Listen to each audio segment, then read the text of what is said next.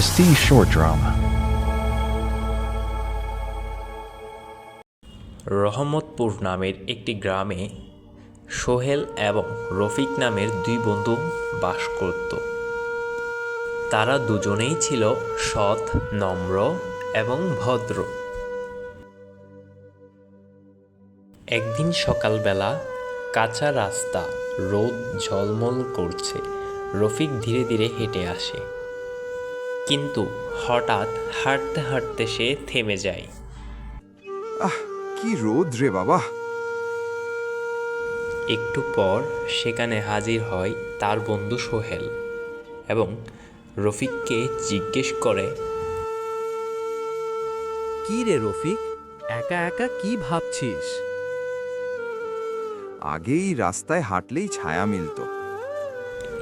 এরপর তারা একটি পুরনো বটগাছের নিচে বসে গল্প করতে থাকে।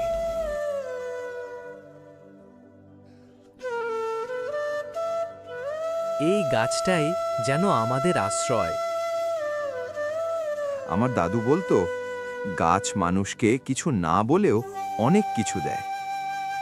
সত্যি, আমরা না বুঝেই কত কিছু পাই। পরদিন সকালবেলা উঠানে রফিক একটি ছোট্ট গাছ নিয়ে হাজির হয়। এই ছোট চারাটা দিয়ে কি হবে? আজ ছোট, কাল বড়। ভালো কাজও তো এমনই হয়। তাহলে চল আজ থেকেই শুরু করি। এরপর তারা দুজন মিলে ঠিক করে বৃক্ষরোপণ শুরু করবে। দুজন মিলে গাছটি রোপণ করে দেয়। কিছুদিন পর গাছটি অনেক বড় হয়ে যায়। পাখি বসে এবং গাছটির ছায়া তৈরি হয়।